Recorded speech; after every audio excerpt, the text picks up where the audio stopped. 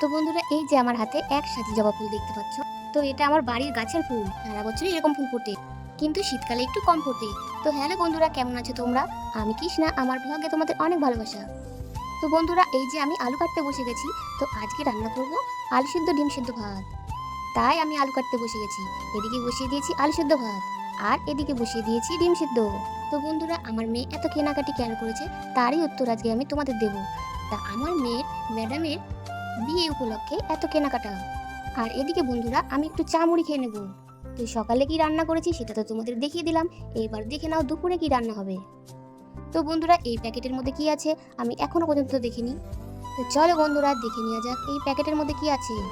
তো এই প্যাকেটের মধ্যে আছে, দেখে নাও তোমরা, তেলাপিয়া মাছ। তো আজকে রান্না করব তেলাপিয়া মাছ। তা রান্না কি দিয়ে করব সেটাও দেখে নাও। রান্না করব বেগুন দিয়ে। আর শুধু মাছ রান্না করব না বন্ধুরা, আর অনেক কিছু রান্না করব। আর রান্না করব বাঁধাকপি, আর রান্না করব পেঁপে আলুর তরকারি। আজ অনেক দিন হলো আমাদের বাড়ির কাজ বন্ধ আছে। আর এদিকে ইট দেখতে পাচ্ছ। তো ইটগুলো আনা হয়েছে আমাদের বাড়ির কাজের জন্য। মিস্ত্রির অভাবেই কাজটা বন্ধ রয়েছে। তো বন্ধুরা, আমরা যেই পাড়াতে থাকি সবাই সরকারি ঘরের টাকা পেয়েছে।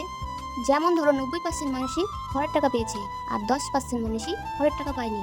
তো আমরাও পেয়েছি বন্ধুরা। কিন্তু বন্ধুরা, ঘরের টাকা পেলে কি হবে, মিস্ত্রি তো অভাব। তো আমাদের বাড়ির কাজ কতটুকু হয়েছে সেটা তো তোমাদের দেখিয়ে দিলাম। চলো এবার তরকারিগুলো কেটে নিই। এদিকে আমি বাঁধাকপি কাটতে বসে গেছি। তো আমি অত ভালো করে জিরিজিরি করে কাটতে পারি না, তাও চেষ্টা করছি। যেরকম কাটতে পারি তো চলে যাবে, কোনো অসুবিধাই নেই। তো বন্ধুরা, বাঁধাকপি কাটা হয়ে গেলে এইবার আমি বেগুনগুলো কেটে নেব। তো বন্ধুরা, বেগুন কাটা আমার হয়ে গেছে। এইবার আমি পেঁপোটা কেটে নেব।